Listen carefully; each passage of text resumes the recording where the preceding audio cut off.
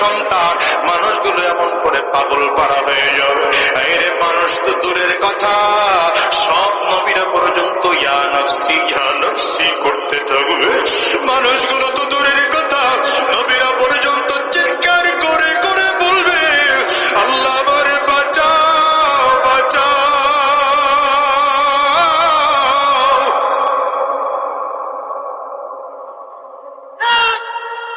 যুবকরে পারলে চোখের পানিগুলো ফেলে কাঁদো, যদি কান্না না আসে কান্নার ফান ধরো, আর ডানে ভাবে তাকিয়ে দেখো কার চোখে পানি, ওই মানুষটার দিকে তাকিয়ে নিজের ধিক্কার মারো। আল্লাহ তাআলা এই মুহূর্তে আমলনামা উড়ায়া দিবেন, মানুষের বাম হাতে এসে লেগে যাবে। নবীরা পর্যন্ত ইয়া নফসি করতে থাকবে। এই দুনিয়ার মানুষ কেউ কাউকে চিনবে না, সেই দিনে বড় ভয়ঙ্কর। আরে আমলনামা এসে একজন মানুষের বাম হাতের মধ্যে লেগে যাবে। আল্লাহর ফেরেশতা জিবরাইল ডাক দিবেন, কদ শাকিয়া শিফাআন লা ইয়াসআদু বা'দাহু আবাদা। আজকের দিনে একজন মানুষের কপাল পড়ে গেল, জিন্দেগিতে আর কোনদিন তার কপাল খুলবে না। মানুষটা এত পেরেশান হয়ে যাবে, আরে কার হাতের মধ্যে যেন আমলনামা লেগে যায়। আরে ভয়ের কারণে একজন মানুষ বুকের মধ্যে হাত টানে ধরে এত জোরে চাপ মারবে, বুকের চাপের কারণে বুকের পাঁজরের হাড্ডিগুলো তরমার করে ভেঙে যাবে। আল্লাহ তাআলা ফেরেশতাদেরকে বলবে, ওর হাতটা ধরে জোরে ধাক্কা মার। হাতটা ধাক্কা মারলে পেছনের হাড্ডি মেরুদণ্ড ভাঙিয়া হাতটা পেছনের দিক থেকে বের হয়ে যাবে। মনে করতে পারো মানুষ কি বাঁচবে, মরবে না? বলে না না, লা ইয়ামুতু ওয়া লা ইয়াহইয়া। জাহান্নামী মানুষগুলো বাঁচবেও না, মরবেও না, মতো বাঁচতে পারবেও না, ঠিক মতো মরতেও পারবে না। আমলনামা যখন পিছনের রাস্তায় বের করে দেওয়া হবে, আল্লাহ তাআলা বলবে, ওর আমলনামাটা এবার বাম হাতের মধ্যে দিয়ে দে। হাতটা পেছনে আমলনামা দিয়ে দেওয়া হলো। এবার আমার মালিক বলবেন, ইকরা কিতাবাক কাফা বিনাফসিকাল ইয়াওমা আলাইকা হাসিবা। আল্লাহ এবার আমার মালিক বলবেন, গোলাম রে, এবার তোর আমলনামা তুই নিজেই পড়ে পড়ে দেখ তোর কি শাস্তি হওয়া দরকার। ফেরেশতারা বলবেন, আল্লাহ এই বান্দা কেমনে পড়বে? ওর হাত তো পেছনে, আমলনামা পেছনে, চোখ দুইটা সামনে, এই বান্দা পড়তে পারবে না। আল্লাহ বলবেন, ওর ঘাটটারে মোচড় দিয়ে পেছনে নিয়ে দে। ফেরেশতারা ঘাটটারে মোচড় দিয়ে এত জোরে পেছন দিকে নিয়ে দেবে, আর গাড়ির রক্তগুলো টাস টাস টাস টাস করে ভেঙে যাবে। এই বান্দা আমলনামা পড়বে আর চিৎকার করে করে কাঁদবে, মা আগনা আন্নি মালিয়া হালাকা আন্নি সুলতানিয়া লা ইউগাদিরু সগীরা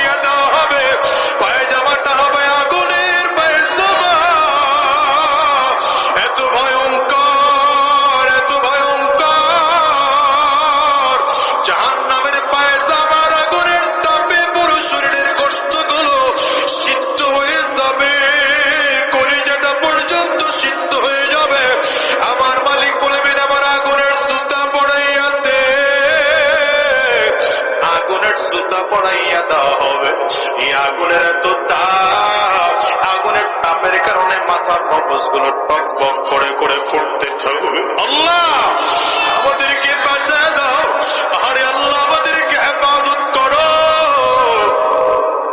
বান্দার আমল নামা এখন বান্দার মাথার মধ্যে জাহান্নামের টুপি পড়াইয়া দাও। ও যুবকরে সহ্য করতে কি পারবা বলো? যদি সহ্য করতে না পারো, চোখে যদি পানি না আসে, কান্নার বান্দরে জোর করে ঘুরে কাঁদো আর আমার মালিকরে চিৎকার করে ডাকো আর বলো আল্লাহ,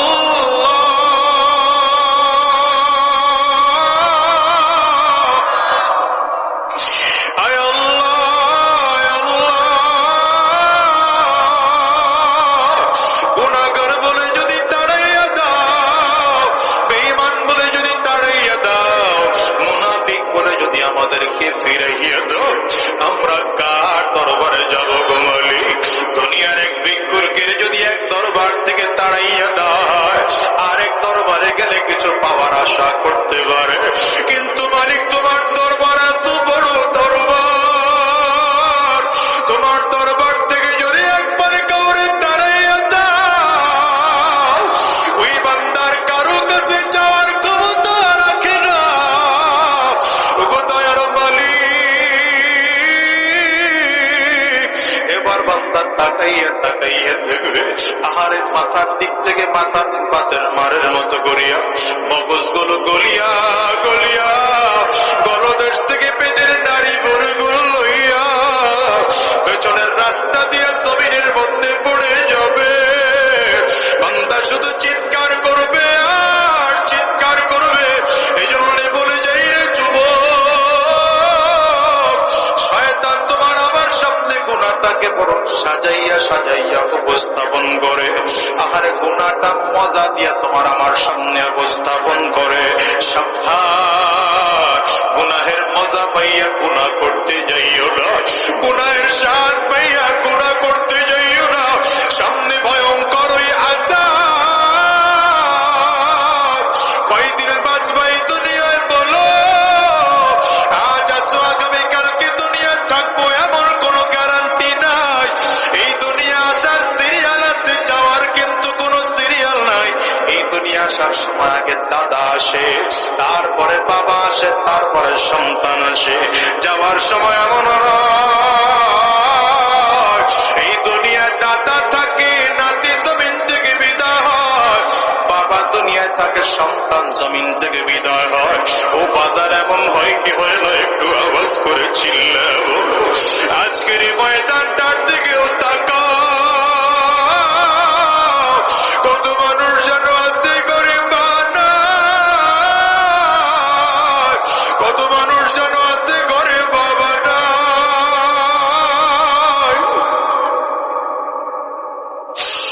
কত মানুষ যেন আছে সন্তান হারাইয়া পালাইল, কত মানুষ যেন আছে নিজের স্ত্রীকে হারাইয়া পালাইল, কত মানুষ যেন আমার আছে নিজের স্বামীকে হারাইয়া পালাইল। গত কয়েক বছর আগে আমি একবার মাদারীপুর এলাকায় গেলাম। পৌরসভার সাবেক মেয়র সাহেব আমার হাত ধরে কান্না করে দিয়েছে আর বলে, হুজুর আমার একটা বাচ্চা ওরে বড় আউশ করে ইঞ্জিনিয়ার বানাইছিল, বিদেশে ওর চাকরি হলো, কিন্তু আমার বাচ্চাটার আমি জমিনে বাঁচাইয়া রাখতে পারি না। আমার বাচ্চাটা জমিন থেকে বিদায়, একটাই মাত্র সন্তান, লোকটা বলে আর কাঁদে। এই মজলিসে আমার মানুষ খুঁজতে পাওয়া যাবে যাদেরও সন্তান জমিন থেকে বিদায় হয়ে গেছে, যাদের মা জমিন থেকে বিদায় হয়ে গেছে, যাদের বাবাও জমিন থেকে বিদায়। আমি তো প্রায় বলি বাজান, আমি আজাদের করো কিন্তু আমার মা নাই। আজকে আমার মাও জমিন থেকে বিদায়।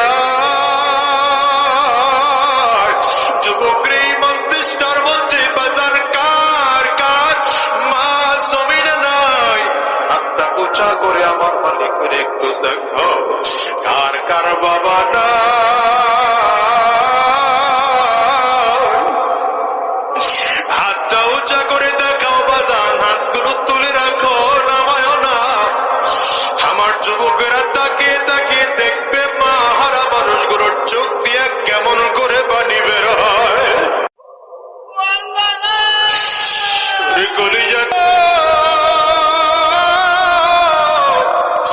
এই মানুষগুলোর চেহারার দিকে একটু তাকাও। এই মানুষগুলো হাত তুলেছে, এদের কারো ঘরে মা নাই, কারো ঘরে বাবা নাই, কারো ঘরে আব্বা আম্মা দুইজনের কেউ নাই। আজকের এই ময়দানটারে মোনাজাত করে দিলে বাসায় যাইবা, বাসায় গিয়ে দরজার মধ্যে টোকা দিলে এদের মা দরজা খুলবে না। ও বাজান কোন আশায় দুনিয়ার তালে পড়ে আছো? আজরাইল তো পেছনে গুর গুর গুর গুর গুর গুর করে ঘুরে। কোন দিন জানি আমার মালিকের আদেশ হয়ে যায়, আর কোন দিন জানি এসে আজরাইল সামনে এসে দাঁড়িয়ে যায়। গুনাহগারের সামনে যখন আজরাইল দাঁড়াবে, গুনাহগার তাকাইয়া দেখবে আজরাইলের পা দুইটা জমিনে, মাথাটা সাত আসমানের উপরে। এক হাত পৃথিবীর পূর্ব প্রান্তে, এক হাত পৃথিবীর পশ্চিম প্রান্তে। ও যুবক, চোখে পানি না আসলে কান্নার ভান ধরো, আর মৃত্যুর কথা একটা বারের জন্য স্মরণ করো। আরে মানুষ তাকিয়ে দেখবে আজরাইল আলাইহিস সালাতু ওয়াস সালামের চক্ষু দুইটা উট পাহাড়ের চেয়ে বড়, উট পাহাড়ের চেয়ে বড় চক্ষু দুইটা লাল। প্রত্যেকটা পশমের গোড়ার থেকে মনে হয় যেন আগুনের ফুলকি বের হয়। আজরাইল আলাইহিস সালাতু ওয়াস সালামের ভয়ঙ্কর সূরত দেখে গুনাহগারের রূহটা শরীরের 360টা মুকামের মধ্যে দৌড়াবে, চক্ষুটা উল্টাইয়া যাবে। আজরাইল ভয়ঙ্কর সূরত নিয়ে সামনের দিকে আগাবে, হাতটা যখন বাড়াইবে রূহটা করুণ নজর দিয়ে তাকিয়ে থাকবে। আজরাইল আলাইহিস সালাতু ওয়াস সালাম গুনাহগারের রূহটার মধ্যে এত জোরে থাপা মারবে, কলিজার রগগুলো টাস টাস টাস টাস করে ছেড়ে যাবে। ওরে দুনিয়ার যুবক, কয়দিন এই দুনিয়ায় বাঁচবা বলো? এখন দেখো তো, তুমি আর আমি বড় দুনিয়ায় একা। মানুষ কাফনের কাপড় কিনে আনার জন্য ব্যস্ত হয়ে গেল, আহারে বাজার থেকে সাবান কিনে আনার জন্য ব্যস্ত হয়ে গেল। কেউ বাগানের কিনারে মশারি টানাইয়া গোসলখানা রেডি করলো, কেউ বড়ই পাতা দিয়ে গরম পানি রেডি করলো। আরে তুমি আর আমি বড় একা। সন্তান এসে আমার কলিজা, আমার চোখে পানিও না। ওরে দুনিয়ার যুবক রে, একটা বারের জন্য হিসাব মিলাও। এবার তোমাকে আমাকে ধরাধরি করিয়া গোসলখানায় নিয়া চমৎকার করে যত্ন সহকারে গোসল করাইয়া, সুন্দর করে কাফনের কাপড় পরাইয়া, আহারে আতর গোলাপ পুষ্প মাখিয়া, এমন কোন মাঠের মধ্যে এনে জানাজা পড়াইয়া, এক এক করে করে কবরের দেশে নিয়া রওনা হয়।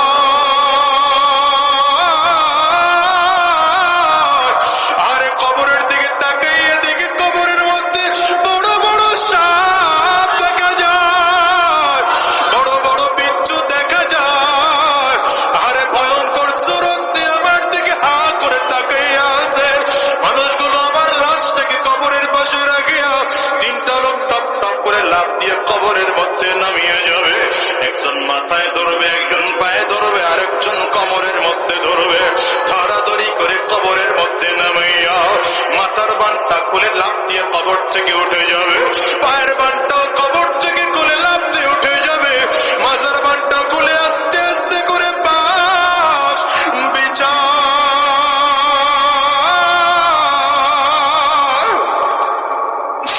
একের পর এক কলা পাতার চাটাই বিছায়। ধীরে ধীরে তোমার আমার কবরটা অন্ধকার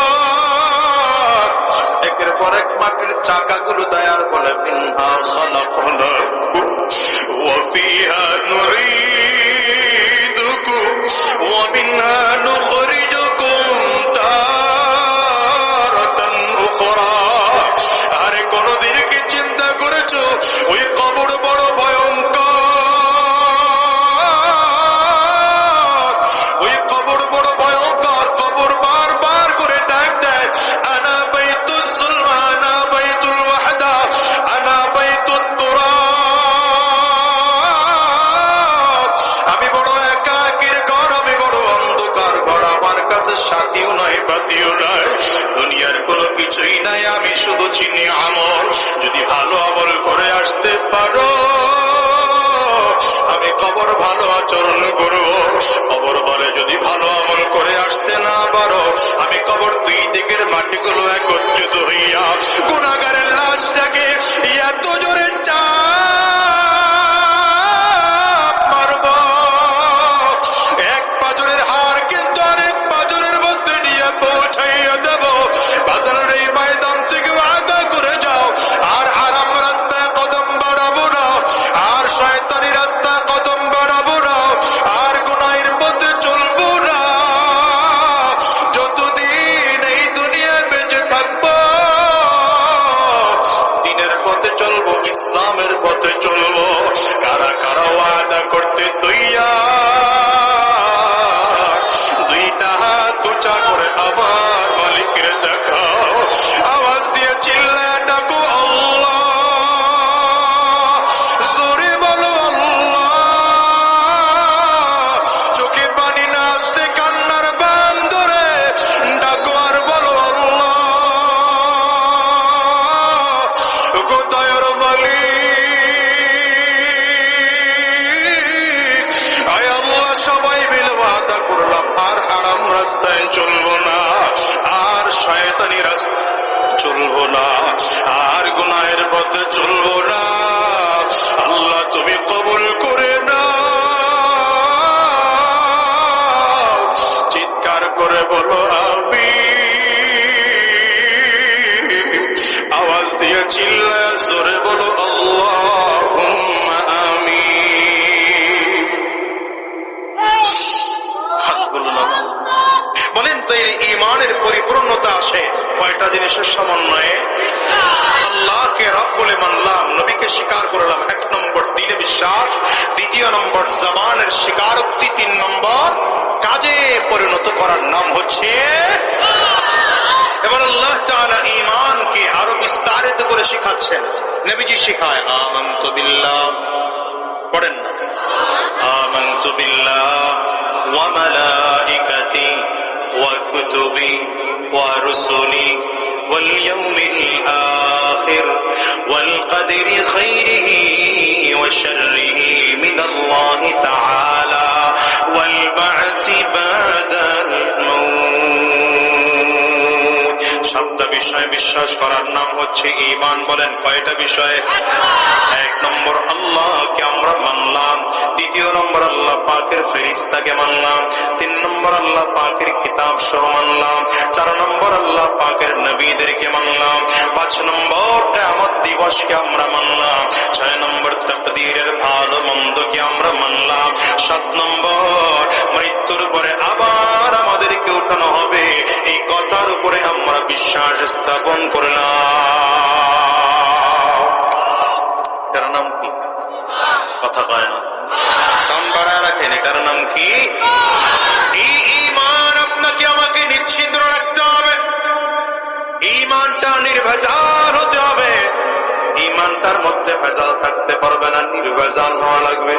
আপনি আমাদের এই নদীর পারে পারে পারে পারে আধা ঘন্টা ধরে জাল খেয়েও দিলেন, 1 ঘন্টা ধরে মাছ ধরলেন, জাল ফালাইতেছেন, মাছ উঠাইতেছেন, কিন্তু যে খারইর মধ্যে মাছ রাখতেছেন খারইর নিচে ছিদ্র আছে, খারইটা ভাঙা থাকবে, মাছ সব পড়ে যাবে।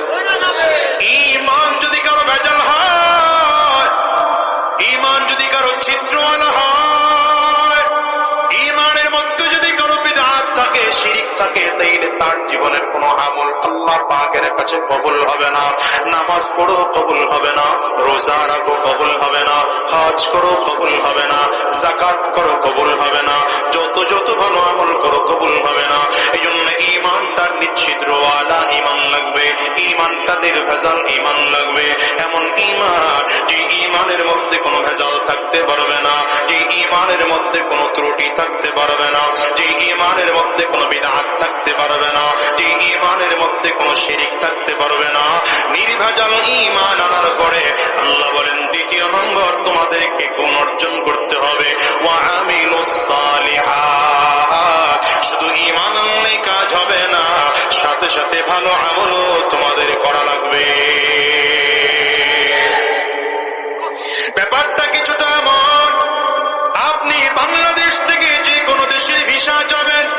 সেই দেশের সরকার আপনাকে বলবে দুটো জিনিস আমার কাছে জমা দাও।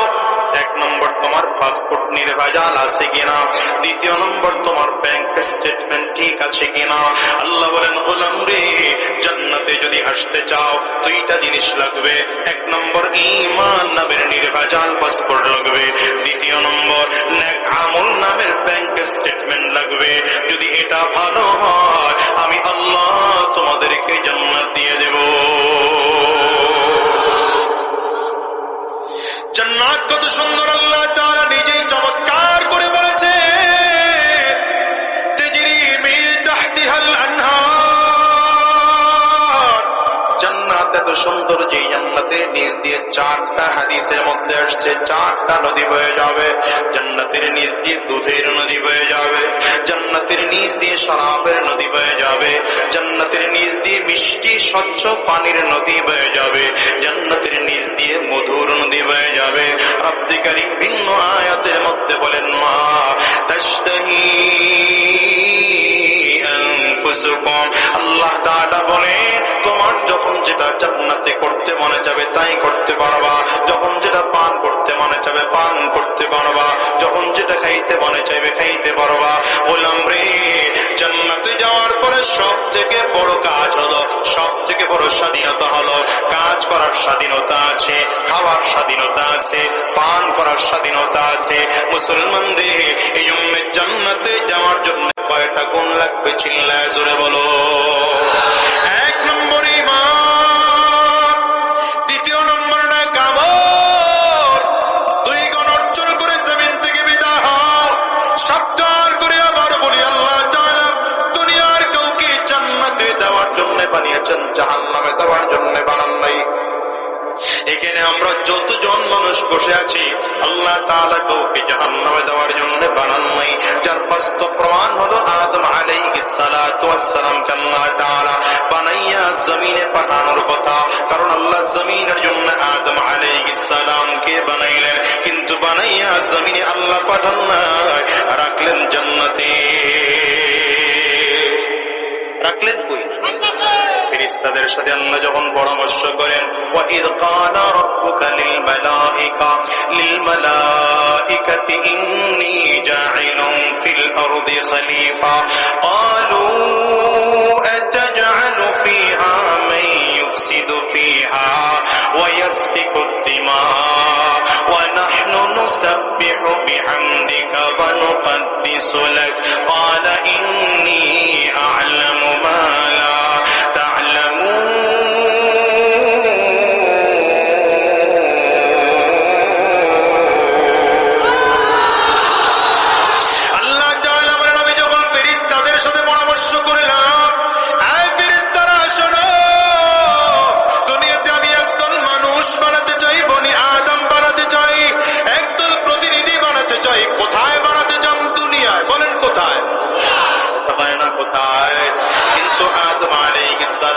সালামকে বানানোর পরে আল্লাহ তাআলা রাখলেন জান্নাতের মধ্যে। রাখলেন কোথায়?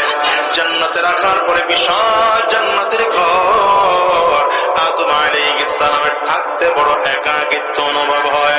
আল্লাহ পাকের কাছে ডেকে ডেকে বললেন, আল্লাহ এই বিশাল জান্নাতের মধ্যে একা একা থাকতে পারি না, একাকিত্ব অনুভব হয়, একটু কি সাথীর ব্যবস্থা করা যায়?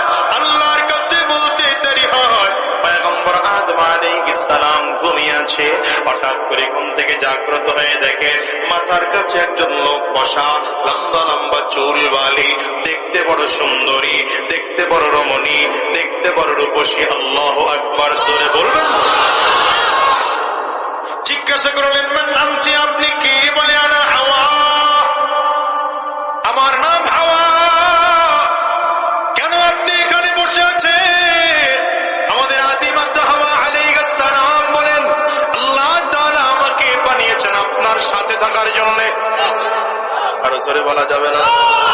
আল্লাহ তাআলা ডাকতে, ইয়া আদম উসকুন আনতা ওয়া যাওজুকাল জান্নাহ ওয়া কুলা মিনহা রাগাদান হাইতু শি'তুমা ওয়া লা তাকরাবা হাযিহিশ শাজারা ফাতাকুনা মিনাজ জালিমিন।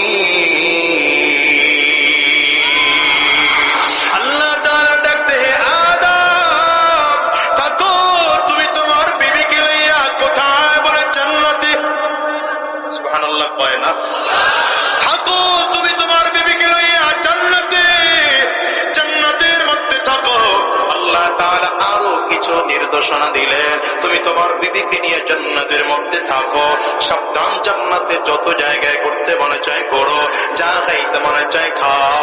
নির্দিষ্ট একটা ফল দেখায় বললেন আল্লাহ তাআলা, এই ফলের ধারে কাছে তোমরা যাইবা না। মুসলমান, এখান থেকে বোঝা যায় বিবিকে ঘরের বাসস্থানের ব্যবস্থা করে দেওয়ার দায়িত্ব একজন পুরুষের, বিবির খাবারের ব্যবস্থা করে দেওয়ার দায়িত্ব একজন পুরুষের, স্ত্রীর ভরণ পোষণের দায়িত্ব একজন পুরুষের। বলেন কার? এই জন্যই তো একজন মহিলা রাস্তায় কাজ করা তার জন্য বাধ্যতামূলক নয়, কিন্তু স্বামী মাথার গাম পায়ে ফেলে রাস্তায় কাজ করে করে করে করে, কেউ তো কাটুরিয়া কাঠ কেটে কেটে ঘাম ফলায়, কেউ তো ভ্যান গাড়ি চালায়, কেউ তো রিক্সা চালায়, কেউ তেমন আছে টানার দিন মজুরি করে, কেউ তো মাটি কাটে। এত কষ্ট কেন আল্লাহর বান্দা করে? বিবির জন্য খাবারের ব্যবস্থা করে, বিবির জন্য বাসস্থানের ব্যবস্থা করে, বিবির জন্য পোশাকের ব্যবস্থা করে। এই জন্য বলে যাব, মা সাবধান, স্বামীর সাথে খারাপ আচরণ করবেন না, স্বামীর সাথে দুর্ব্যবহার করবেন না। রাসূল আরবী বলেন, আল্লাহ ব্যতীত যদি কারো কদমে সাজদা দেওয়া বৈধ হতো, আমি নবী বলতাম এদেশের সব স্ত্রীরা স্বামীর কদমে সাজদা দিবে। স্বামীর এত দাম, যেহেতু আল্লাহ তাআলা তাকে ব্যতীত আর কাউকে সাজদা দিতে নিষেধ করেছেন, এই জন্য নবীজি এই নির্দেশনা দেন নাই। সাবধান, মা, আপনাদেরকে বলে যাব, যে স্বামী আপনার জন্য মাথার গাম পায়ে ফেলে কষ্ট করে সারাটা দিন আপনার জন্য রিজিক তালাশ করে, সেই স্বামীর কষ্ট দিবেন না, স্বামীর সাথে বেয়াদবি আচরণ করবেন না, আপনার কপালে কোনোদিন জান্নাত মিলবে না।